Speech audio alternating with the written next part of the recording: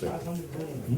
It's like class. Poster en el, I mean, lo tienen en el online. It's on. Oh, yeah, on it's the about to nine. line, but because the numbers are small, I wanted people to know. You must sit up. No, I'll switch with Ramon. Oh, I was gonna switch with you, but I'd rather. Ramon, I wanna switch with you. This is too far, and this is the guy. He wants to have a hook. I need to control the event. You're still gonna talk about, Consumer expenditure. health disparities? Yeah, Well, well, I compare the net wealth, 08, 010. As you said, one slide. one slide. That's pretty good. Brief. One slide. Are we ready? We are. Buenas noches. It is my pleasure to introduce this panel. Tonight's topic is economic opportunity, education and jobs, economic opportunity, and we have three interesting presentations. I should say that these presentations are part of an effort for the 40th anniversary to highlight some of Central research. So a couple of weeks ago, we had a panel that was talking about other, social conditions and health and so forth. And this week, we have focused on education and economic opportunity. Those pieces, those papers are going to come out in something that is, for now, titled The State of Puerto Ricans 2013. So it's looking at recent data. Most recent data that the census has available is 2011. And we're using that data to highlight where is our community a couple of years after the recession. After that, that's kind of a volume that will be very short compared to other works that we do. Following that, sometime in the fall, we're going to have a larger volume with the same things, more analytical, more in depth, expanding on the topics that we have presented over the course of the last few weeks. So tonight we have three presenters. I'm going to introduce them, and then we're going to give them about 10 minutes, and then open the floor for discussions. I hope that the discussion will be as interesting as the presentations. So we have three panelists. The first panelist will be Luis Reyes. He's a research associate here at the Center for Puerto Rican Studies over the last few years. He has also been faculty in several places, including Lehman College, Brooklyn College, and other parts of CUNY. He has a PhD from Stanford University in Social Science and Education from 1981. Now, I have to say a few more words about Luis. He has donated his papers to the Central Collection, so we're really proud to have him in our stats. And I'm just going to read the description of that donation to the Central Archives to give you a little bit of a glance to what Luis represents for our research team.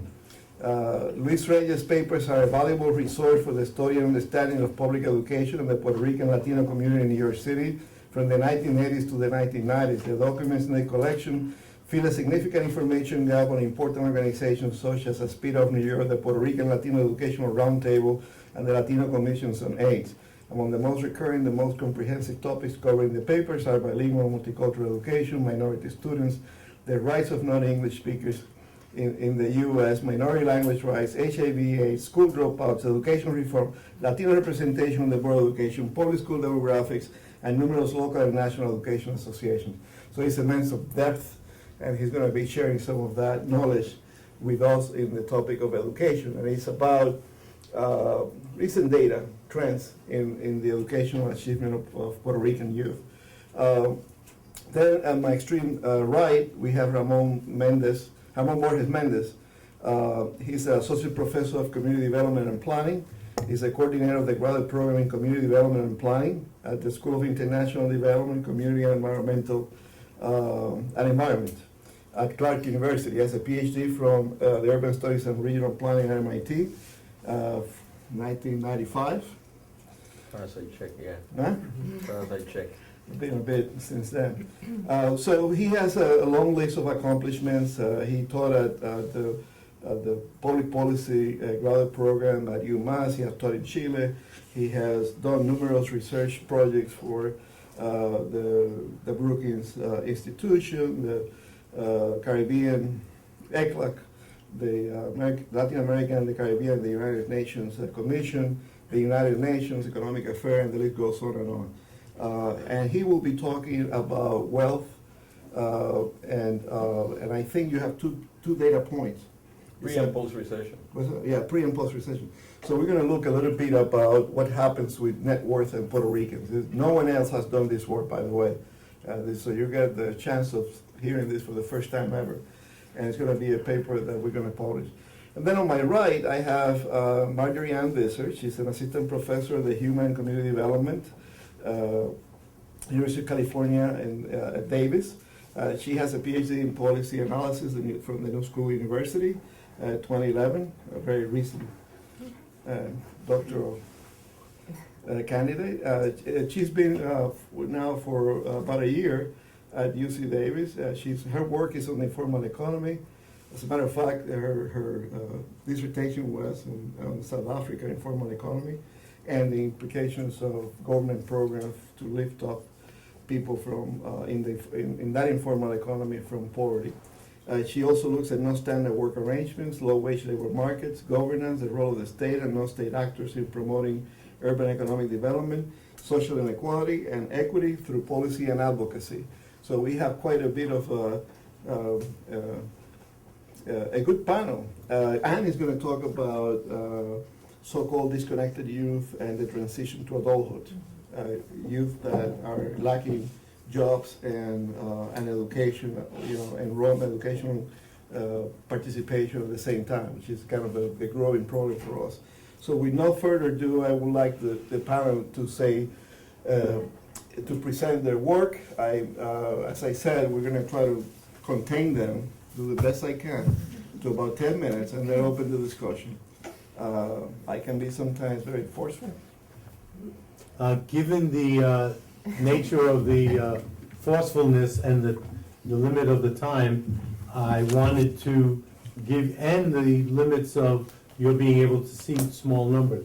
I have a copy of the research brief, which is co-authored by myself and Anna Rosowski, who's here.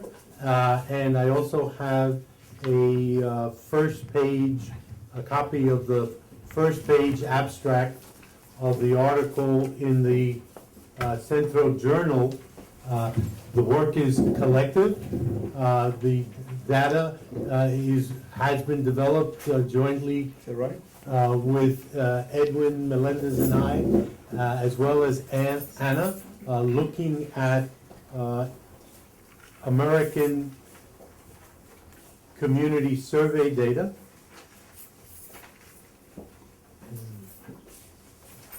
There you go.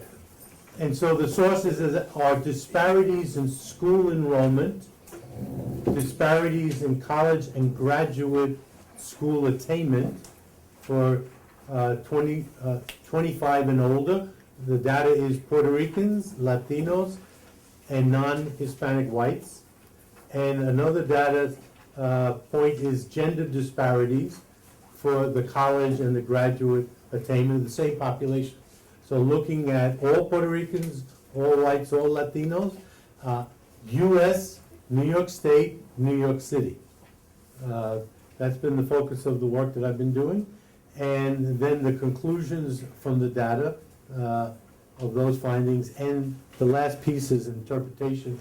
And the interpretation you can find at length in the actual article in the current Centro Journal, which is available.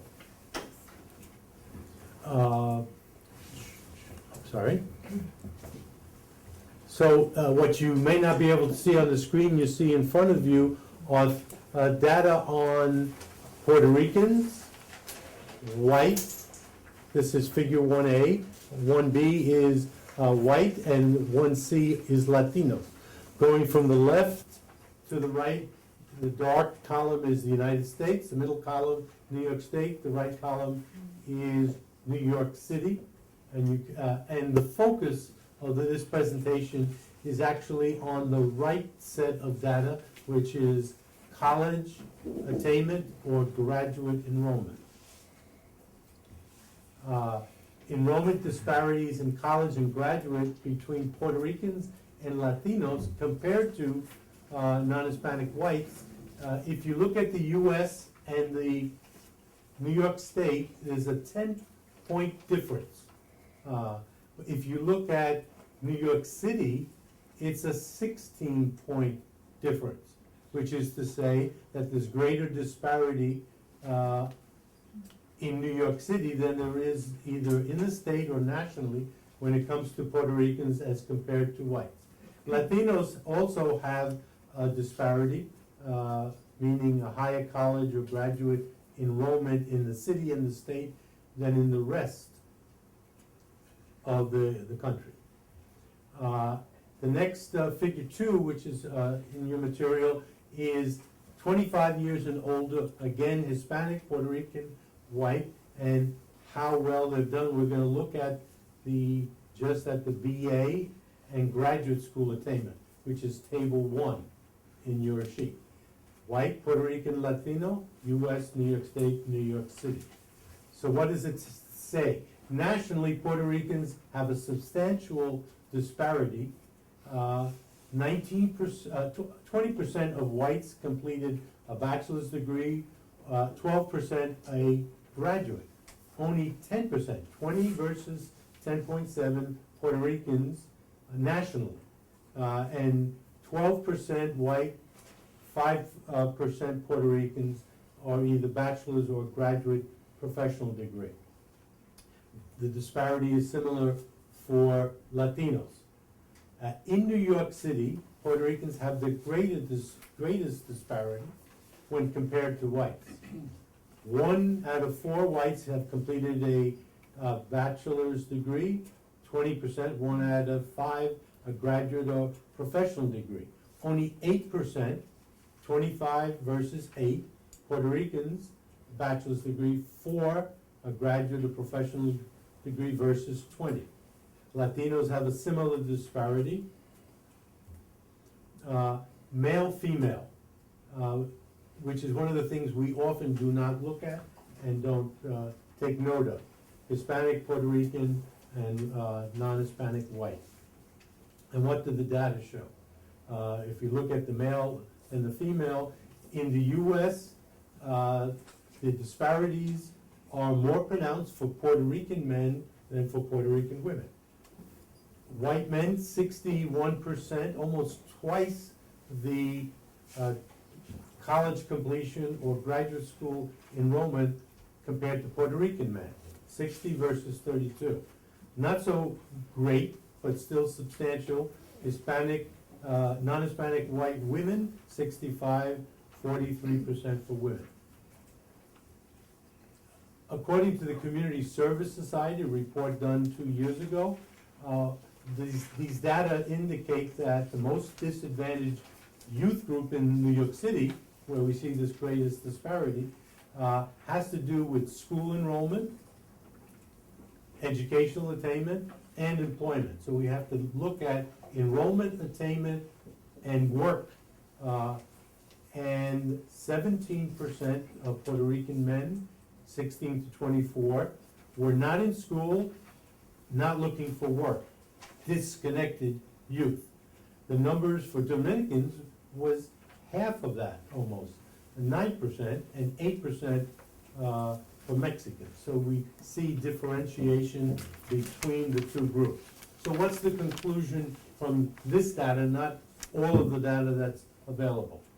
School enrollment disparities for Puerto Ricans are more pronounced in the city, I'm repeating the punchline, than for the state or the nation.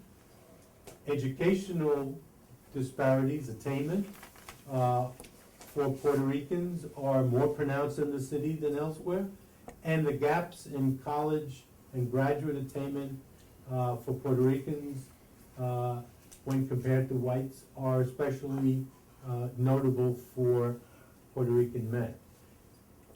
The data don't say this. These are my interpretive remarks, and the Central Journal article goes into these issues. One of the main consequences of a broken educational pipeline, kindergarten through middle school, high school, into college, BA, MA, doctoral or professional, is that Puerto Ricans are concentrated in low-wage jobs and experience higher rates of unemployment and poverty than other Latino subgroups, especially looking at the youth 16 to 24 cohort. There are several factors that might contribute to the low rates, including lack of human and financial capital, few family resources for those that are in poverty and in minority segregated schools and communities, less access to early education. And the second point of interpretation, these conditions expose youth to structural disadvantage, resulting in high rates of crime and a higher likelihood of dropping out of school, if in fact they're not connected to even low-wage jobs when they're young, and if they're not, sizable numbers not going to school, which is not to take away from the successful completion, enrollment, and achievement of those Puerto Ricans that do get into college and do go on for degrees. And so some of the issues have to do with the connection between families and schools, and to what extent families have access to education and jobs themselves, and are able to help their children navigate, know about the choices that are available in schools, and also to advocate on behalf of their children and work with them, support them. And that is the end. Oh, fantastic. And I think you have 1 minute. I'm stunned. That's how I like to lead you. I'm joking. Well, I think it's not including Puerto Ricans from Puerto Rico, right? This is all about Puerto Ricans in the United States, US Census, not including Puerto Ricans in Puerto Rico. But when we're talking about the US, it includes all of the states, not the territories or Puerto Rico. I'm gonna open the question period when we get there with the following question to you. So you describe the problem. What is it that we can do? What is where are you leading us with this data? You want me to answer now or later? No, I want you to think about that. No, I've thought about it. I actually have notes on it, but I don't want to go there until it's my turn. Our next speaker is Ramon Borges. Do you want me to move there so I can flick the? Oh, you want to flip that thing? Oh, yeah, please do that. So I have more control too. I gotta tell you, these people are dangerous with the microphone. The two of them, and she's more disciplined.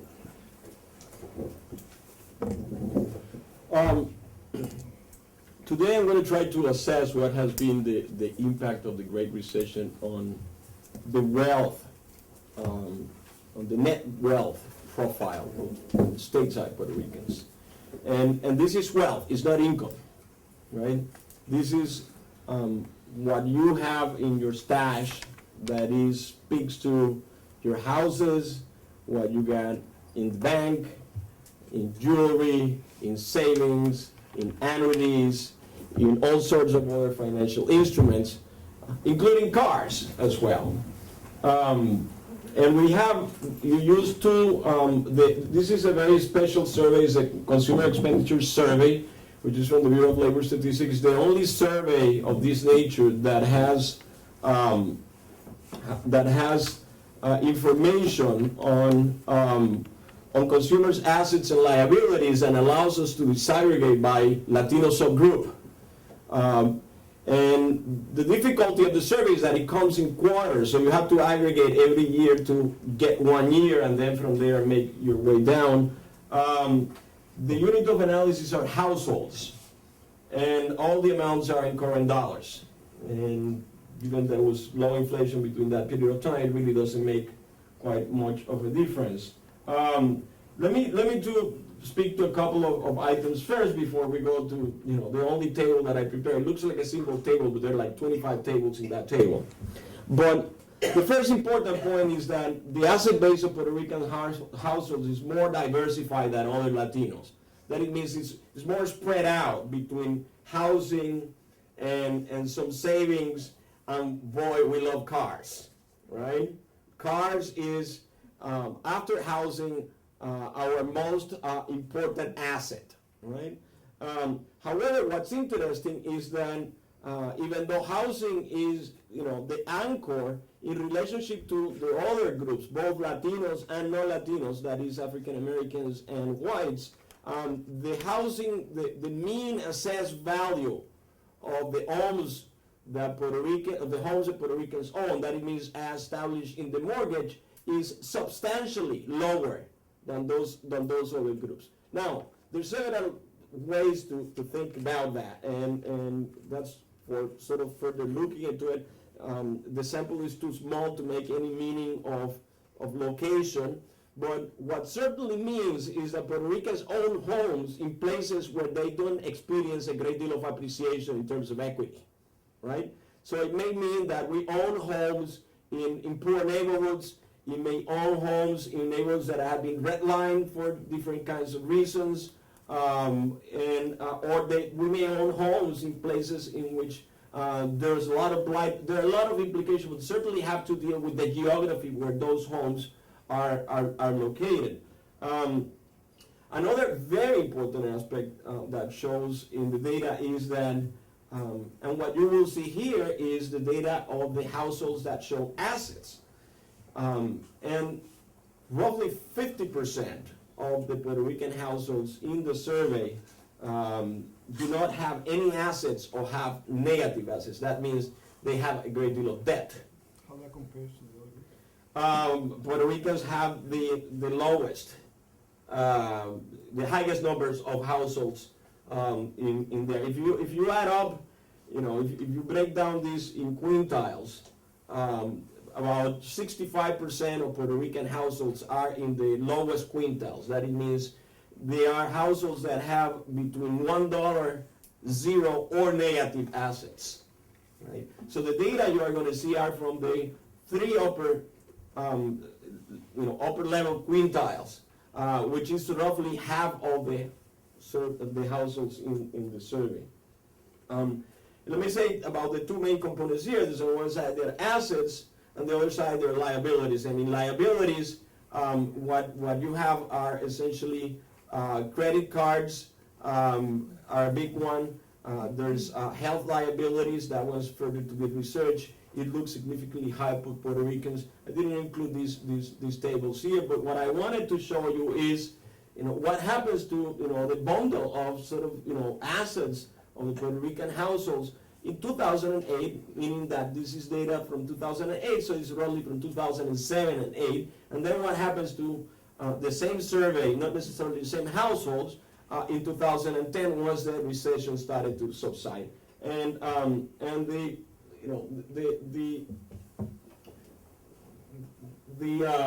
well, it's not very sure because it dissolves in there. But what you can see, I have to apologize, I left the Cubans in the second table out, but as you can see in red, for a total of 99 household observations, the mean asset of a Puerto Rican household in 2008 was $57,467, and the mean liability was $42,646 for a net wealth of about $14,822.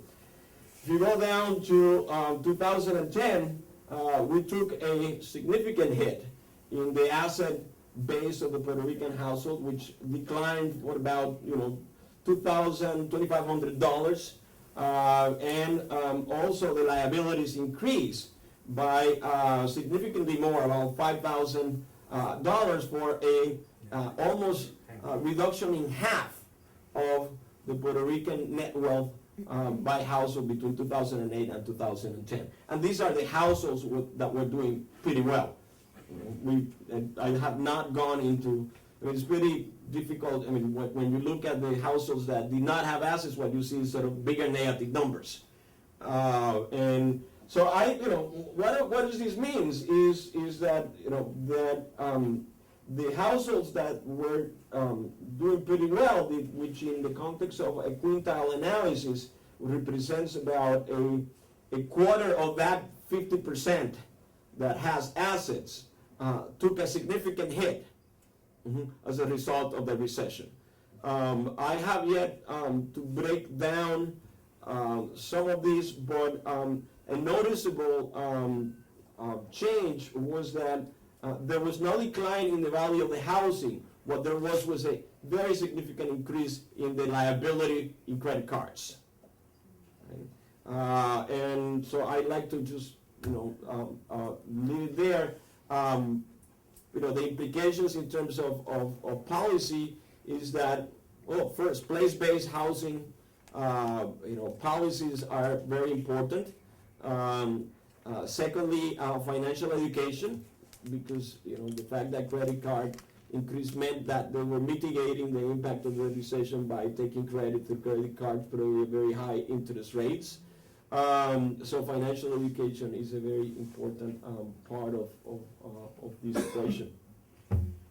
I know I've seen this data before, but it's really stunning to me. So the question is, for you to think about it, not now, but I'm going to start the question and answer for you with this question. Luis, I thought about it. No, I want you to think about it. Why is it that we are so low compared to other groups? Are we supposed to be citizens and make progress, and what's going on there? I mean, that's very dismal.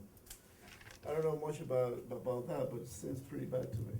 Well, just to tell you, Think right. about it. Think about it. All right, let's think about it. I just want to tease the public about why is this important. I mean, we're supposed to do better. This is not better. And maybe you want to do this too. Okay. This is where the whole thing starts. This is where the problem starts.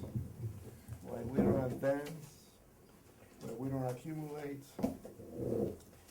All right, I want to actually start by thanking Dr. Borges-Méndez and the Center for Puerto Rican Studies for having me here tonight. And I'm excited to be here today to basically, as Edwin just said, to talk about where it starts.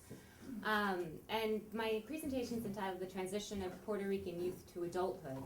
And really it's looking at what the population of youth that in common discourse we call disconnected youth. This is those individuals ages 16 to 24 who are not in school and not at work.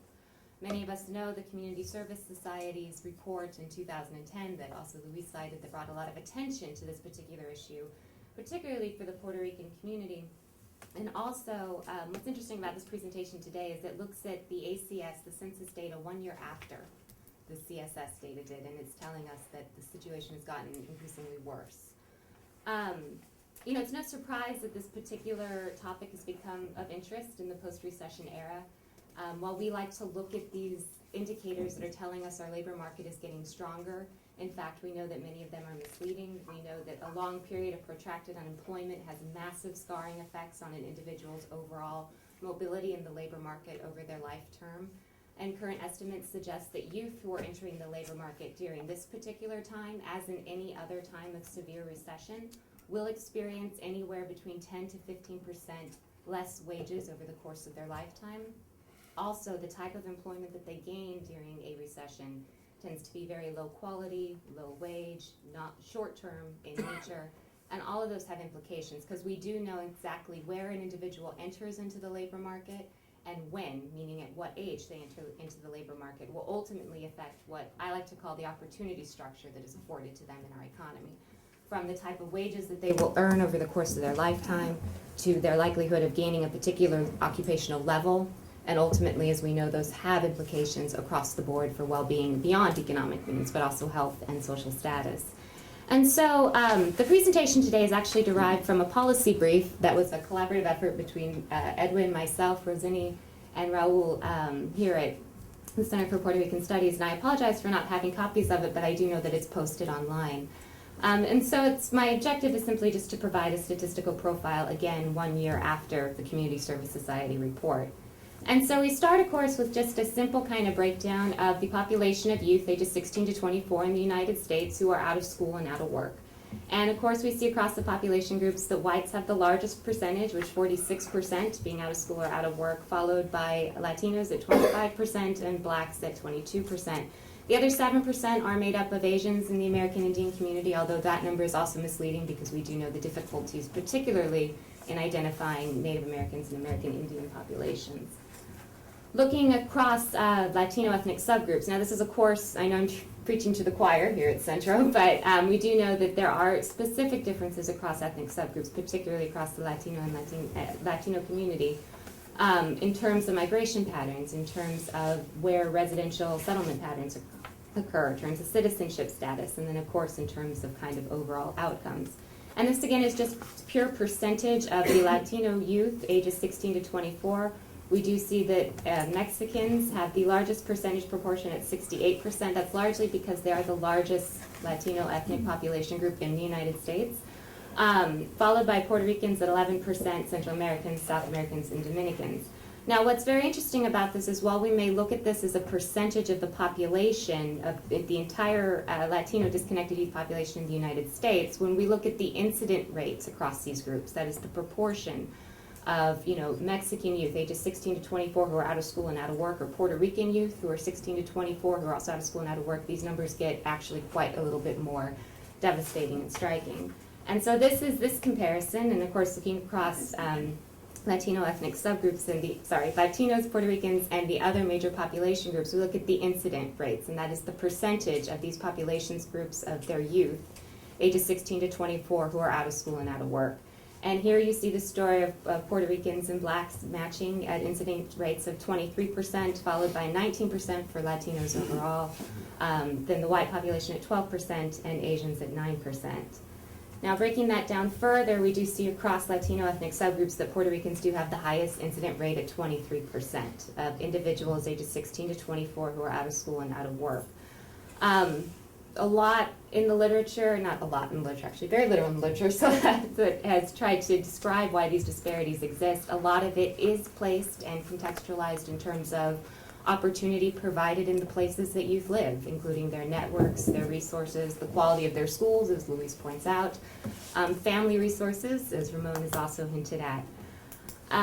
Perhaps the next one is a little bit more interesting, given that Luis did remind us that the CSS report indicated that 17% of Puerto Rican men ages 16 to 24 in 2010 were disconnected. Our data suggesting, and this would be the first column, the not at work and not at school. So we're looking at the purple in the graph. If you consider this on a scale of vulnerability, what you really would like to see is that purple category as small as possible, because that is going to be the number of youth who are out of school and out of work. Then if we kind of go down the scale of vulnerability, we look at those schools who aren't at work, or those youth who aren't at work, but they are at school, meaning they're enrolled, either it's in high school, some type of post-secondary education or training program. The red category would be those who are at work but not at school, meaning that they have some type of employment. Now, what's interesting is we don't know what type of employment that is, what quality of employment that is. Followed by the blue, who would be those students or those youth who are at work and at school. But back to the earlier point, again, Luis reminded us that 17% of Puerto Rican males in 2010 were disconnected. Our data suggesting 22% is what the 2011 data is suggesting.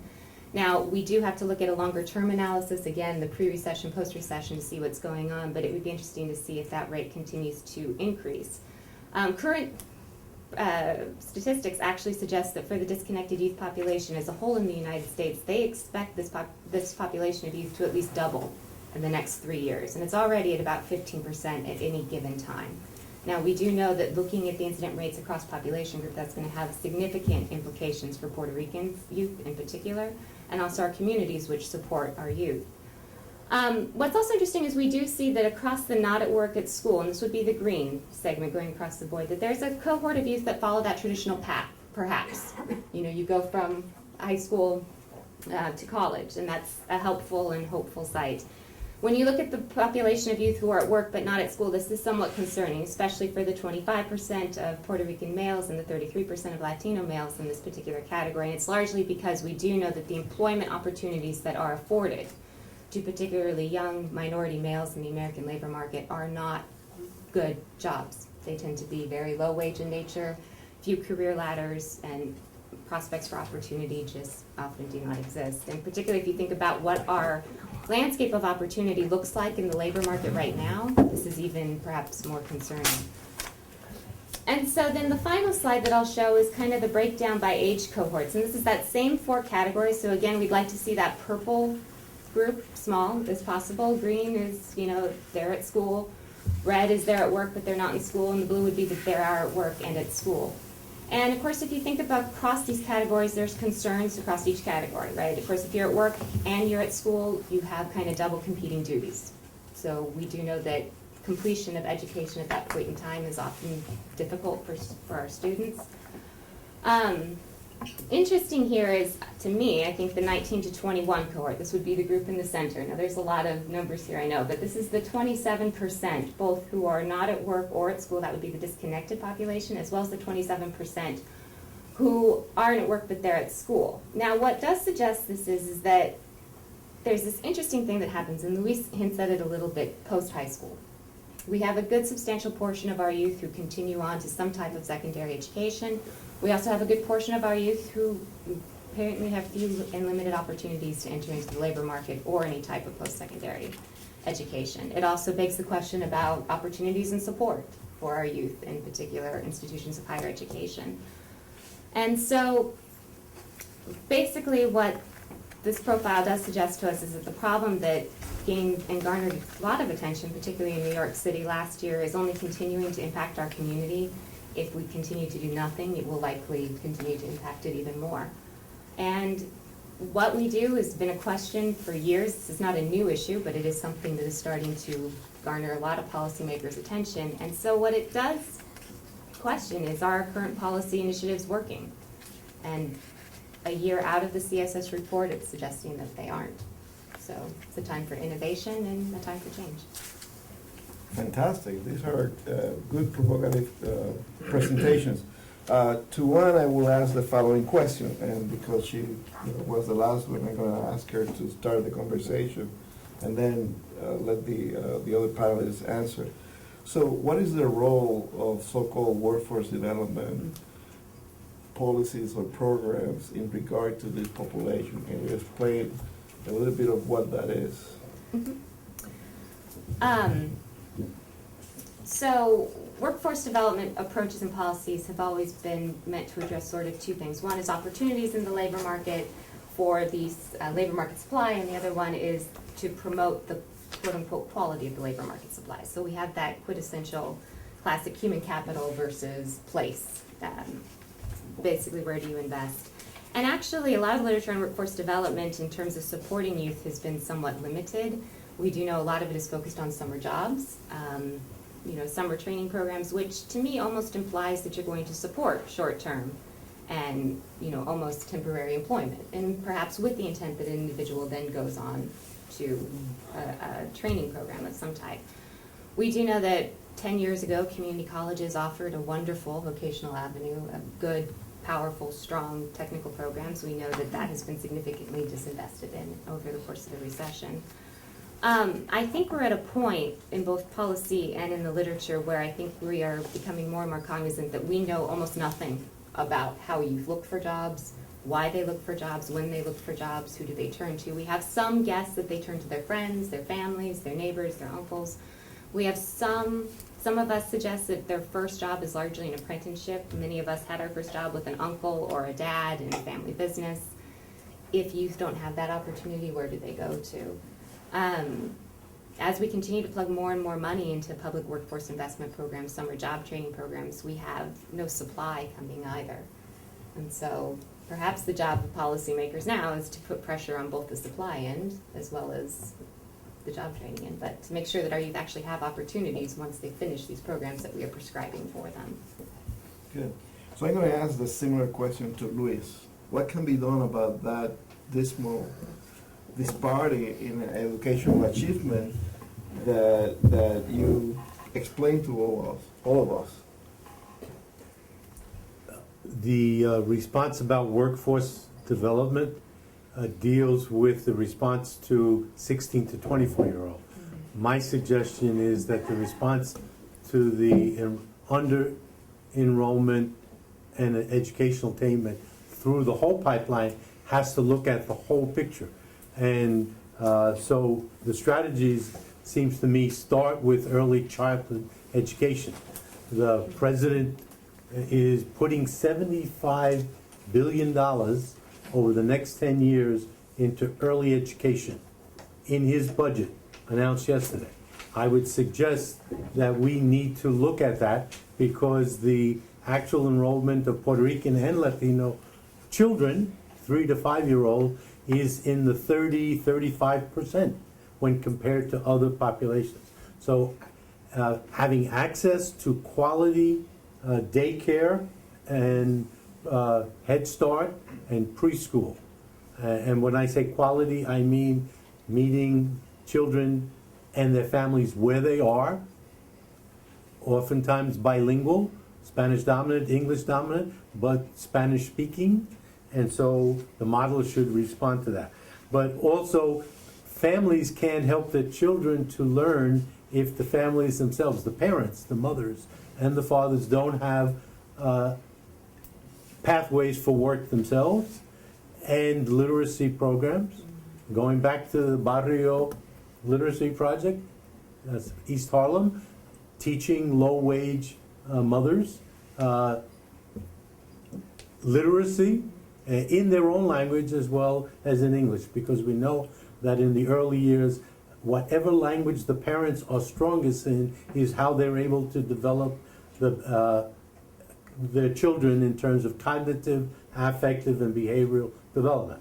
So I'm not going to say more about parent piece, but that's a very clear part in early childhood.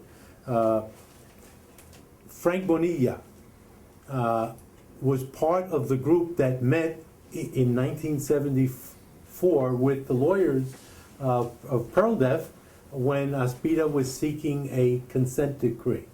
And I bring us back there because the vision of bilingualism, not Spanish as a route to English only, but families that are emergent bilingual that can be speaking Spanish in some situations, English in others, and the ability for a community and a school to be a bilingual learning community.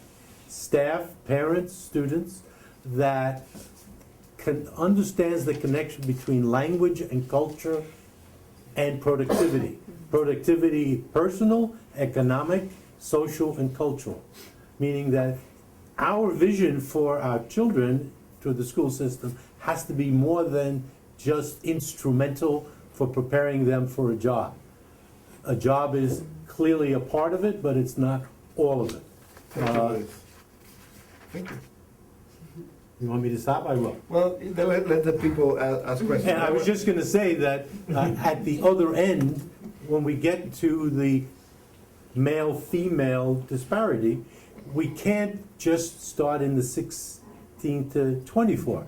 We have to be looking at how we engage boys in elementary school, especially in middle school, where we change the way schooling happens, and the behavioral issues that are there, and how much, and the mayor, the governor, the president, they all get it because they're pouring money into male initiatives, but they tend to look at it as a black-white disparity issue, and so the Latinos, we get lost. We need to be able to show that we have programmatic responses that are educational, community, and community-based, whether it's in the preparation of teachers or the community services, whether it's Asociación Dominicana or Tepeyac or any other community-based organization that connects youth, families, children in a multi-generational way. So maybe, Ramon, you can explain the connection between the income that our earnings, that our jobs generate, the education that allow us to get those jobs, and then how is that related to the disparity in wealth that you described? Well, there's a very interesting, I mean, speaking to the issue of income, obviously, since we are largely overrepresented in low-wage jobs and service jobs and so on, well, there tends to be less, disposable income to save. Now, what is interesting is that even though Puerto Ricans show a lower level of net wealth relative to the other Latino groups, there is one particular area in which they show a much more robust component in that asset, in their asset portfolio, which is pension. That means they do better than other Latinos in the pension, and I suspect because these families who tend to be employed are very well connected either to government job, health job, or education jobs, in which the health pension, the pension system of the state is a very important anchor and protective mechanism against the ebbs and flows of markets. Now, there's also there are several facts here which it's be interesting to figure out how they connect to each other to sort of the family life cycle of the Puerto Rican household. Number one, there is some evidence that Puerto Ricans become homeowners at a very later age in life than other Latinos. Right? A second important component is that they also tend to, their housing tends to obtain less equity in relationship to other ones. So it means that they're buying houses close to a period of retirement where the house doesn't have yet a lot of time to accrue, and then they're kind of stuck in there in a poor neighborhood with not much more to sort of cash on. Now, that has serious implications for intergenerational transmission of wealth, because the typical American family cashes on equity in order to pay for children's education and tuition, and also at the very end of life, when you are not accruing very much, especially sort of since you come with an income profile that is rather flat and then may just pick up when you're 55, then you are essentially means you're going to be retiring in poverty as well, right? So I don't quite yet understand what are the combinations, but there is something there about beginning to starting the process of housing investment or thinking about housing investment earlier in life. Yet that seems to be also difficult because of the kind of jobs. So there's a series of factors there that's interesting to figure out. I hope that we all see how this arguments fit together in terms of the connection of education to economic well-being, household well-being, and so forth. I have to say, there's one paper that is not presented because basically we didn't finish on time, but the tables show, and if I can just say what the tables show very briefly, that the economic impact of the recession wasn't that bad for Puerto Ricans. That we actually, and this is just a general comment, that when we wrote papers back in the 80s, some of us, the ordering was, obviously whites have a more high earnings and so forth, and then you have blacks around 80% or so, and then you have other Latinos around 70-something%, and then you have Puerto Ricans way at the bottom, especially in the 1980 census stuff, because you got all the impact of the recession of the oil crisis in the mid-70s, and you got the displacement of Puerto Rican women in the late 60s and early 70s, and so on and so on. There were some structural factors that contributed to that. But when you look at the data in 2007, well, the income ratio for Puerto Ricans is higher than, it's lower than whites, it's about 81%, but it's higher than for other Latinos. So, but that's only for employed Puerto Ricans.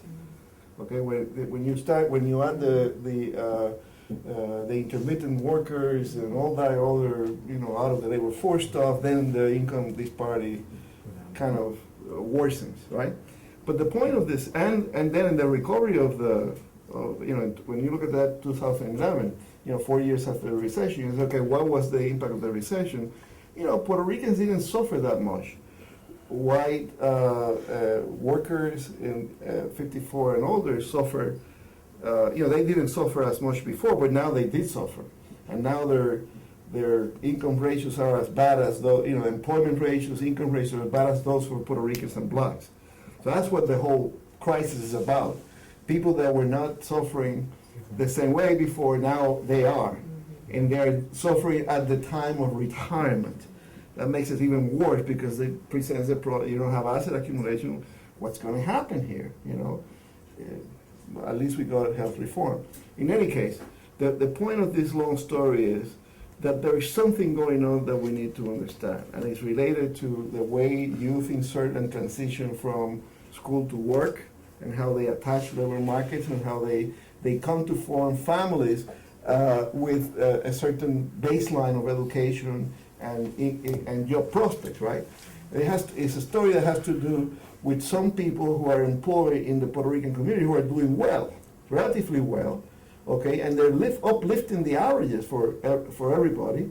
It may have to do with the new composition of migrants coming from Puerto Rico, which we haven't really looked into yet, but we plan to look into it like Monday. It has to do with some people left behind, okay? Female head of household with children. Poverty rates really are 40%, 50%, depending on the area that you are. So there are areas that are destituted where housing values are it doesn't matter if you buy there. So you have this disparity, okay, between some Puerto Ricans that actually work and have attachment to the labor market, and some Puerto Ricans that do not, that are left behind, for which the recession made no difference because they were contingent workers to begin with. They were low-wage workers to begin with, so they were always on the lower side of the scale. So what this profile tells us is that, well, there's much more to understand and so forth, but that there's some things have changed, okay? We're not at the bottom of the income distribution as we were a few years behind. This argument about Puerto Ricans not making progress as other ethnic groups did, or other immigrant groups did, needs to be revisited. It was very true way back in 1980s, when Andy wrote his dissertation and Alice Colon wrote her dissertation, and we wrote books and stuff. It was true, but it's no longer true. There's something going on, and this kind of duality, a tale of two cities, as Dickens would have said, is something we need to get a handle on, because these populations, female head of households, trapped in these severely depressed economic areas. What is the relationship of that to disconnected youth? I don't know the answer to that, but I bet you that it has a long-term impact that we yet need to understand. So with all this, I want to open the floor, and I hope that you have enjoyed the show. They worked very hard in putting it together, so let's see if you have, sir. The fact that the United States is the second largest Spanish-speaking country in the world, and we have close to maybe 3.5 million Latinos in New York City, and when we look at those groups that have come first, the Puerto Rican, the Dominican, the Cuban, the Colombian, that generation is aging. Have these studies looked at the possibility of bringing in DC 37 and 1199 to provide job opportunities to these young people who are bilingual, bicultural? For example, looking at the program that Isabella set up with George Washington High School, the fact that career ladders are provided and other opportunities, and given the fact that the health field today is one of the few areas where there are jobs that lead to professional positions. Sure. Well, all last year I was working with SEIU 1199, Healthcare Workers Employment and Training Fund, precisely something that eventually got to be called the Bronx Health Learning Collaborative, which is a consortium of 10 employers together between CUNY, SEIU, and a few other employers, essentially trying to understand some of those issues regarding employability. However, we noticed something very important. Actually, the motivation of the study was to go after a problem which is, in spite of having resources available, they're not being used. Right? Why is it that having significant resources available to transition do a better job. Why, of course, people tend to think is why they were not choosing to use them. Well, there's a much more complex set of issues here. There are some very important changes taking place as a result of the implementation of the new healthcare law that is dramatically shifting the location and the types of jobs being created in the locations and in the places where Puerto Ricans tend, and other Latinos tend to live. That's one factor. The other one is that the floor at which some of these workers are starting in terms of education is made it so expensive to really think about. I mean, after you're 10, 11, 12 years out of the labor force, and you have 7th grade education, it's not that you're going to show up tomorrow and get the GED in 1 year, right? It takes a great deal of time to get to a level where then you can just get to some ladder and then shift ladders, because some of the ladders in which they have been entrapped are relatively low wage ladders. So if you take a home care worker that makes $9 an hour, has an average education of 7th grade, it takes on average $65,000 a year to bring them to GED material so they can transition to the community college. So there is a great deal of complexity in sort of the nitty-gritty of how to make these transitions possible. That said, SEIU, what the program has been doing is trying to precisely target those young workers below the age of 35 that are in low-wage jobs, trying to prepare them to finish GED and then go to community college. Critical to that problem is, especially in healthcare, is childcare. And childcare in the healthcare industry is very important, and specifically childcare in health means that you have to be open sometimes between 5 o'clock in the morning and 11 o'clock at night. That's the lower end. That's the lower end. Can you talk a little bit about the STEM and Puerto Rico? Yeah, the STEM, in the STEM also science, technology, engineering, and mathematics is what STEM translates for. They're the same problem. We are, although the data doesn't allow to talk with relative to Latinos, but relative to white, blacks, and Asians. First, this is one category in which whites do not do better as the other categories. Asians do better than both African American and whites. Curiously, in relationship to some of those other groups, Puerto Ricans do very well in some of the STEM occupations. Right, that has to do with two factors. Number one, unionization. It's very important in there. And number two, when we broke it down by U.S. born and native born, we noticed that a good part of the numbers of Puerto Ricans in some of the specifically professional occupations are Puerto Ricans that recently arrived from the island. But needless to say, we are significantly underrepresented in those occupations, which are the occupations that are growing. One policy avenue which is very important to explore now is the extent to which STEM is no longer or should not be longer understood as something you do in relation to the health fields, right? We have to look into engineering, we have to look into environmental sciences, we have to look into a whole bunch of other programs which our higher learning haven't yet. One of the most important funders of STEM education programs today, guess what? It's not NIH or it's not Health and Human Services, it's FEMA, right? Or our other environmentally driven organization in which our organization, for the most part, never had in the radar screen, right?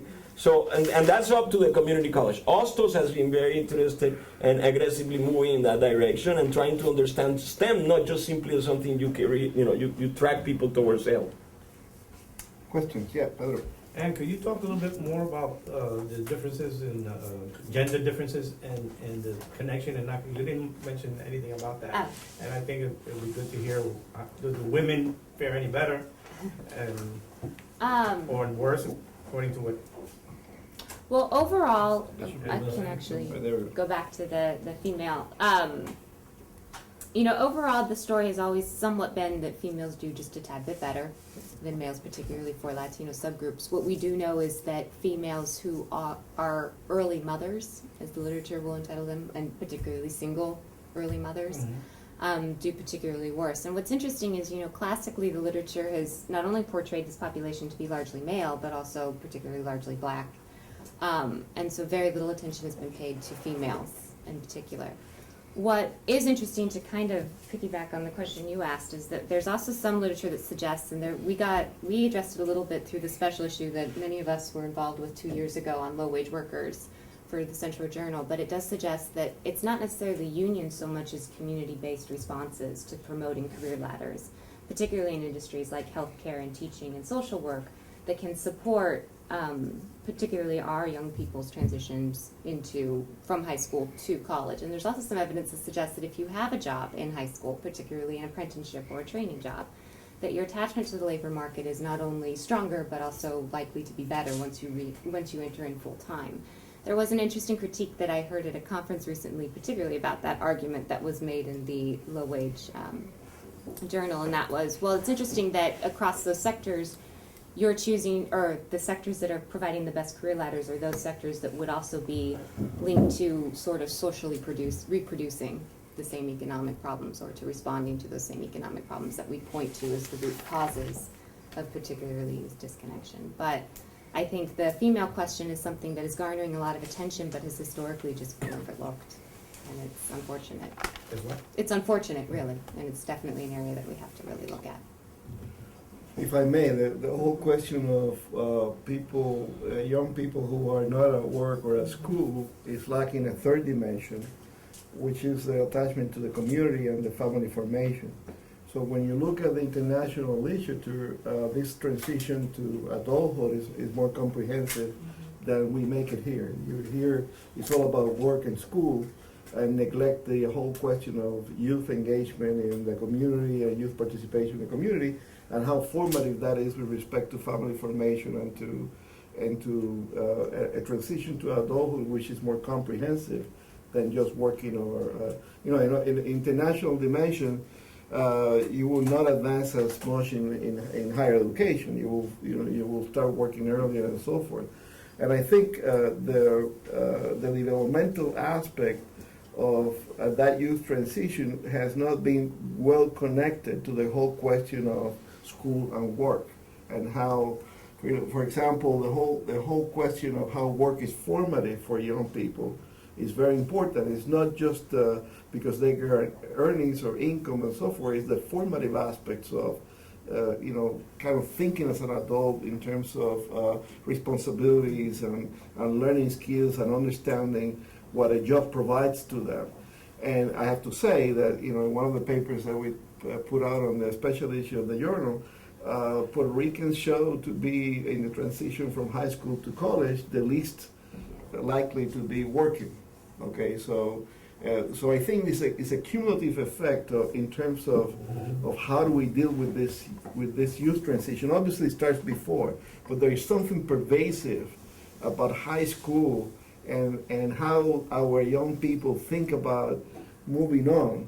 Both family formation, community engagement, civic participation, the whole thing, that it's a package thing, and that it's not just the go to college, but it's more complex than that I think we need to figure out. I'm not quite sure what maybe we can have a seminar at Central, interdisciplinary, and start thinking about those bring people who deal with development and psychology, and at the same time some labor expertise and some educators and so on, to try to figure out the problem in a more comprehensive way.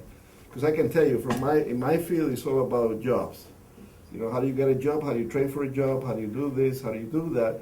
And in this particular case, with these young people, the developmental aspects, the family formation aspect, the engagement with the community, I think is very important to understand.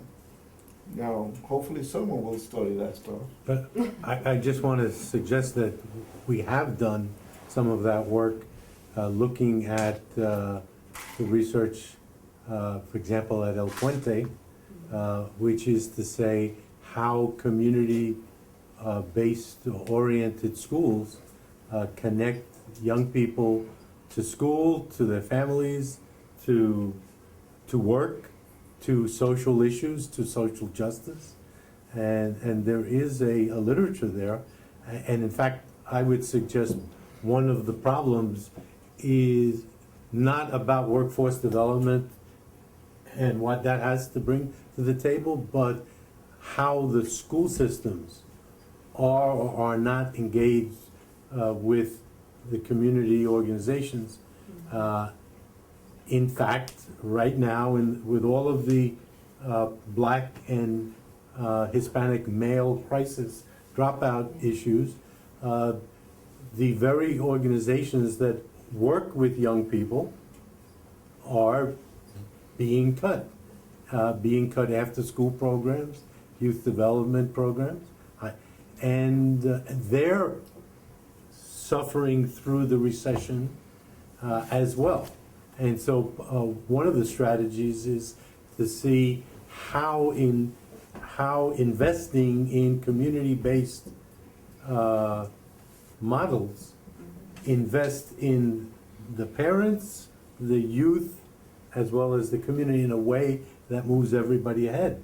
The charter school movement is one way of doing it, to the extent that a community-based organization or the community school model of Cincinnati that the United Federation of Teachers is pushing, which is wraparound services for the youth and for the families, so that health needs, literacy needs, adult education, GED, are taking place in a school setting or in an outside school setting, but coordination of city agencies. We have some information of Centro, but of El Puente as one model, but there are many other places where we can be looking at the success and replicability of community-based models of education, workforce development, citizenship engagement. Yes. It's a very rich topic, and you can go so many directions. Thank you for putting this together.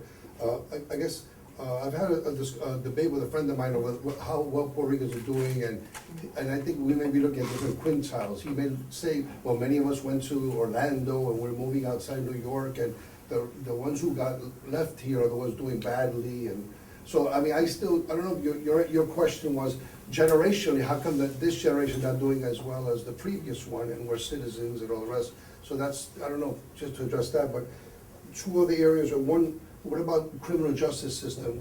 If you're out of school and not working, does that also be explained that you're in jail, or you've had some kind of dealings with that? Mm-hmm. And secondly, after the recession, don't you have folks who were supposed to retire, now not retiring, now doing a lot of jobs that many of our youth could have handled, whether it's McDonald's or whatever, and even competing for slots in places like Hunter. You have maybe whites coming here not wanting to pay for private schools and competing for slots in the public sector. So just to throw those ideas out. The social inclusion question. It is a question of, to me, what I've come to think of as social inclusion, and I'll take the criminal justice question first. It's interesting because it goes without saying that there is a high likelihood that many of the youth who are disconnected are likely connected to something else, which may be very well the criminal justice system, and that, of course, has incredible impacts. We know that any type of felony record, particularly for a minority male, decreases their likelihood of being called back for a job almost 50%. Even over white young males who have felony records. I mean, so the opportunity to be included into the labor market is very, very low. Also, I mean, for me, and this is very funny because I often have debates with my colleagues here at Centro about how market-oriented we are, but so the notion about our older citizens who should have been retiring, who no longer can, basically is the reality, and kind of the downgrading of the labor market, sort of as we have continued to see these pressures, as employers have started to contract it out, and basically the quality of jobs that are afforded to all of us are just deteriorating in quality. The more sort of aspects that would exclude you from elements of your community, whether it is engagement with the criminal justice system, whether it is moving or residential relocation to another community, you do have to start over. You do have to start building your social networks. And the various biases which may exist surrounding you based upon where you live. I guess my question is more so, also kind of picking off back, and I'm kind of talking around yours to some extent, but when we talk about inclusion post this recession, we are constantly focused on, are you employed? Do you have a job? And now it's gone to not, do you have a good job? It's just, do you have a job? Can you pay bills somehow, and not pay them all, but have some type of income? And then we forget, like what Luis is pulling up, well, also, do you have access to a good school or a good option for a quality school? Do you have options for something to do other than to get entangled with the criminal justice system somehow? And the question is that, no, we really don't. And so when these patterns of economic exclusion and social exclusion collide, it has really large impacts, especially for youth who aren't going to be able to fall back on, hopefully, a safety net that they have built for a couple of years. And so, to me, the bifurcation of the community, which is often as it's termed, starts particularly at the avenues of opportunity that are open for our young people beginning at 16, when many drop out of school and many enter into life. And our continual conceptualization of, as Edwin's pointing out, and you see it in policy discussions all the time, transitions to adulthood. The successful mark that you've become an adult is somehow attaining employment, and particularly attaining full-time employment, which now that the American dream is just having that type of job, I mean, we really have to rethink socially and politically and economically what we mean when we talk about things like transitions to and attachment to. If I may make a comment, something that we noticed in the work that we did, trying to understand the healthcare labor market in the Bronx, is it's the fact that even though we didn't break it down by ethnic group, but it'd be worthwhile seeing it, but given the areas in which we were working, which are heavily Puerto Rican, for the first time we've seen a decline in the age of disability. That it means it's been creeping down, that is younger and younger people are more number of younger people are disabled. The Bronx is a renal failure capital of the United States. The highest rate of renal failure that you find. And that's I think between HIV, veterans returning from the war, and the social indicators of health that have to deal with degradation of the built environment, issues of environmental justice and health disparities, all bundled together, we are beginning to see a significant cohort of young people between the ages of 25 and 44, whose labor market profile is severely hampered by such conditions, and that will not be moving towards a better one. It will be moving towards a worse one as they get, beyond 45. A question, yeah, Carlos. Yeah, Ramon, I guess that I am not too surprised that the wealth profile for Puerto Ricans is as it is. Considering that the single largest element of wealth creation is home ownership, right? Mm-hmm. For all groups. For Across the board. Right. And considering that more than 60% of Latinos do not own a home, and that considering that depending on where those Latinos are, the housing market is more expensive than others, and that Puerto Ricans are in a very expensive housing market compared to the housing market of other Latinos. I'm not surprised that is the case. However, I'm still curious about, because there has been a lot of migration out of the Northeast, where it is very expensive, into the Sun Belt, where it is relatively less expensive. But there is also a migration to other places within the Northeast, as you've done research on this.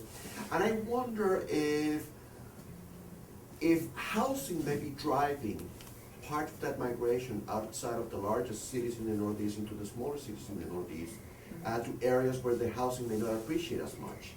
Well, the housing it doesn't appreciate. These are completely cold markets. If you go to the small cities and towns of less than 150,000 people, these are cold markets, essentially dealing with with the negative value in terms of land value and so on. These are zones that are surrounded highest concentrations of brownfields. They have also highest concentrations of deteriorated and dilapidated housing. There's nothing we know about the characteristics of the housing, the age structure, when they were built, and so on. So yes, it has to deal with, I think, its location. A great part of what we're seeing, that what it seems to be suggesting is that, we're going old, we don't have a great deal to accumulate, we go into the first time home buyers market at the age of, 50, 52, sort of relatively close to retirement. We buy in sort of, relatively cold real estate markets that are also immune to gentrification. So we don't even have the opportunity of cashing in equity by way of gentrification. So we simply stay there, and it's not worthwhile even sometimes investing, because a function of growth of the values that you put value into the house because it's rebuilt and so on. But you're buying such dilapidated housing in some areas in which even sort of building is like diamonds in hell, right? So there is some of that dynamic, which I think is very much place-based in that combination of family cycle and place of and location of the housing. No, but I was just wondering if the opportunity to buy a home, even if it's in a cold market, as you called it, may be driving the decision to migrate. To some extent it does. However, it's very interesting. The Puerto Ricans, in the data, and I think that's what it shows, the net wealth drop, thinking that housing is the anchor, precipitously among Central Americans and South Americans. Those were the ones who really took a really big hit with the recession, and it's because they were very much the clientele of the subprime lending market, right? And not so much Puerto Ricans. Questions? I just wanted to ask the question of the people moving out, whether they're middle class and educated or working class and accumulated and then bought and find themselves possibly in foreclosure or hanging on by their fingers. To what extent does being 50, 60 and having parents who are 80 and other eating away at equity and at the ability of people to seemingly be successful when in fact they may have intergenerational burdens that are their children as well as their parents? I cannot answer you the demographic question because I don't know very much about that. But I think the data of the 80s and 90s did show that a significant number of the first wave of Puerto Ricans living in New York City moving to the northeast direction clearly show that the poor does move. And that you can see by the characteristics using the census question of where were you before?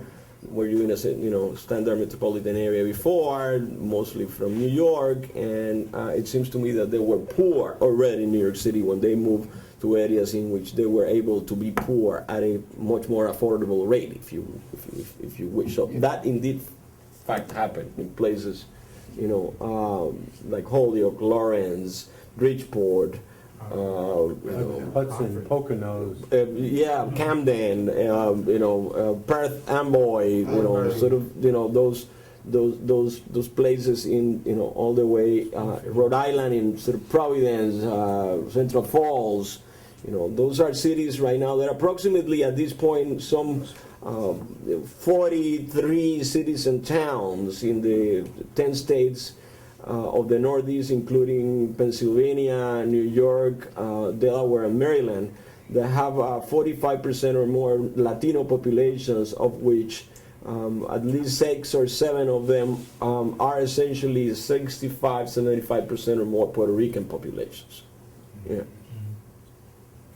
Oh, boy. Yeah. We have another 10 minutes, maybe. Okay. One thing that I thought about when you're talking about the disconnected youth and the justice system is also the military. And what role is that playing? Are they counted as being employed or disconnected, or how? And what role is the military playing in this whole process for our community? Because I know a lot of young people who do that because they see that as their only opportunity. And so do we know anything about that and the impact of that? And then the other question I have is the informal economy that ameliorates a lot of this is the people who are in the street fixing cars, painting houses, doing construction work, doing repair work, and they make a living for years and years and years doing this kind of work. Not yet. That data is something that we are looking to begin to compile. There is some recent data that we've gathered through a grant from the Ford Foundation starting to look at kind of informal economic activity post the recession. What's interesting about that, though, is that's also kind of this interesting point in time in the U.S. kind of psyche, where the informal economy, just to even have you say that and then equate those with these kind of off-the-books jobs, you used to say the term informal economy 2 years ago, and what would we have thought? Illicit, drug, criminal, black market activity. So I think we are becoming aware that, you know, while it's illegal because it's not necessarily taxed, it's not necessarily illicit, and that Right. these are Thank often you, Rose. viable opportunities for our youth to get into the labor market, or particularly gain skills and training to get in. The military in particular, they would be counted as employed and connected. And one very interesting kind of anecdotal evidence that, you know, Time Magazine has reported on, and also I heard today during a meeting from some of my colleagues here at Centro. I mean, we know that many, and particularly Latino women, are turning to the military to help pay down their student loans, which they're taking out, which is yet another huge problem for our young populations. I mean, because while we are getting the educational attainment, it's also coming at a hefty loan. I mean, the average student now is taking out anywhere between $35,000 to $50,000 in loans once they leave school, and that's just it's another mortgage by the Right. time you put it all together. Carlos, and then we'll go back to you. The other question that I had, which is for the broader group here now, is about the transmission of the structure of poverty, right? You know, because, I mean, the same way that in this day and age, education is contributing to stratifying society, and how the skills that you acquire through particularly higher education get passed down to an extent that you don't acquire. If you don't acquire those skills, you're not able to pass them down. How is that negative side? How you since you don't have skills, capital, social capital, cultural capital to pass down from grandparents to child to grandchild, has there been any studies, longitudinal, generational, that address those issues of how, you know, the same way you pass down wealth, how you pass down poverty? But again, looking at the structure of poverty, not the culture of poverty. Well, there's a whole literature on the intergenerational transmission of poverty. None of it very pleasant or good or whatever. But I think the issue of understanding poverty has really, disappeared from the forefront of social sciences, so to speak. I think the impact of the recession has gained more prominence and so forth. What I do know, part of what I'm learning from this type of conversations, especially tonight, is that we need to do a better way of disaggregating the components of this, right? For example, I mentioned when we decompose the data by those who are employed, the income ratios look much better for us than for other populations. So we know that there is a contingent labor force, low wage labor force, part-time, part-year labor force, whatever you want to call that are, what Frank and Marxists will call lumpen proletariat, that is always at the downside of the economy. We reject the hypothesis that they go back and forth from Puerto Rico at any greater rate than any one of us. So I don't think that's the Reserve Army thesis actually holds, but I do think that that's an important component of the working class for Puerto Ricans and for others, but especially for Puerto Ricans. And it has a high proportion of female head of households in that group. And you have a high proportion of younger people without education. Not so much the elderly, by the way. For some reason, our elderly have more attachment to the labor force. But I think what this is calling for, in my mind, is that we decompose this problem a little bit more. Before it was the question of the island-born versus U.S.-born, or migrant, or kind of, when you look longitude, there's no longitudinal data, period. But they can be cohort analysis between censuses, 80, 90, whatever, where you take age cohorts and then you look at how they fare, and then you can decompose that by island born versus U.S. born, by age, obviously by age groups, and then education, not education, and some other filters that would allow you to give a more complex story about what's going on. Because I don't accept the notion that the Puerto Rican community is collectively not doing as well. I think there are some people who are left behind who are doing very bad, and that brings all the averages down, and we keep talking as if that bifurcation didn't exist. Okay, and it's also had with a spatial dimension, people that stay, people that go. I mean, I have to tell you that the people that stay in New York, that live in public housing, are much better off than people that live in other areas of concentrated poverty outside New York. I mean, I can tell you that the data I haven't looked at it for a while, but I think it will subscribe. So I think that the questions that you were asking are really go to the core of what we need to do next in terms of decomposing the well-being of the population by gender, by generations, by point of origin or country of origin, if you will, if you're independentist, or country of origin, and it remains to be done. There's no longitudinal analysis of anything, though we know that those ratios that Andy and Alice and other people examined way back in the 70s and 80s, that has changed. So anyway. Yo creo que está la fiebre en la sábana. I don't know, right? In some cases it is. In some cases it is not. I have been for 20 years observing the convergence of a whole set of sort of environmental, social, political factors are very important when you get sort of large numbers of Puerto Rican moving to cities and towns, which in spite of having 50 and 60% Puerto Rican population and 75% Latino population, and you still have the old decrepit Irish machines in power who control the little resources that even after 15 years of it's the only thing that those cities have available.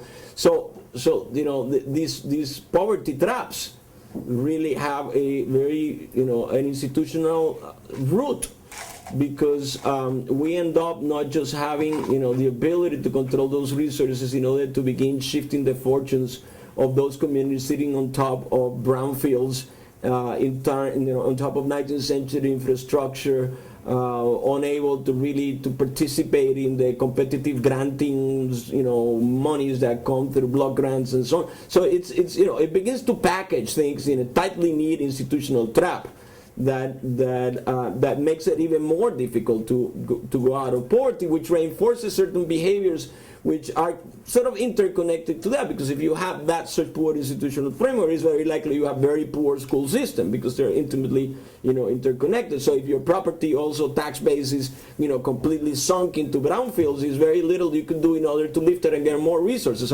So it becomes a pernicious cycle, which sort of begins to reinforce perhaps some behavioral elements that were there to begin with, but that they are more pronounced and entrenched as a result of this dynamic. Last question, sir. Yes, as a Puerto Rican who went to college during the tumultuous 60s, seeing the unrest and of course the fact that the generation of the 60s were a much more confrontational generation than the students today. Have any of the policymakers looked at the possibility, perhaps, of the reoccurrence of some of the urban riots that we had during the 60s? Well, I think we need them. I mean, I think they're past due. We need to do something about that. I think that generation that engaged in social protests actually moved forward and did things and opened doors that we haven't had for a long while. We're too passive.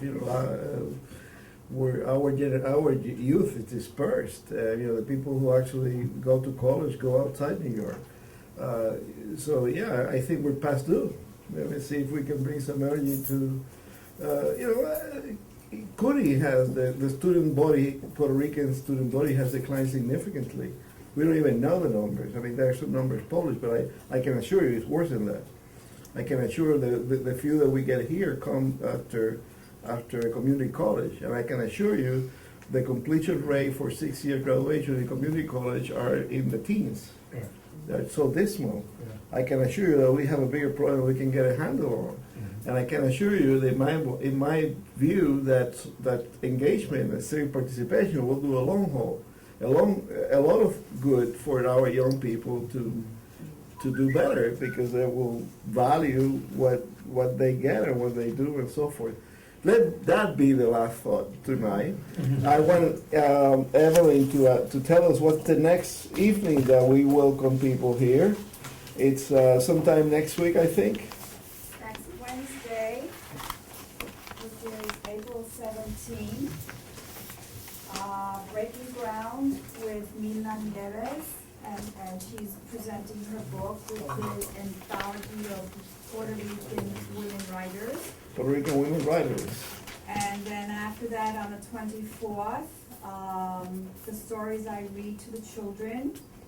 The presenter is Lisa Sanchez Gonzalez, and the book that she edited on the life and writing of Pura Verbre. Yeah, that's a new book from Central Press. It looks wonderful. It reads wonderful. I encourage you all to come. You're the most loyal fans that we have. You right here, right now. You've tolerated all this jargon, all these thoughts, and we appreciate that, and we thank you for that. And if you have any further questions, please approach the panel, and we'll see what we can do. Buenas noches.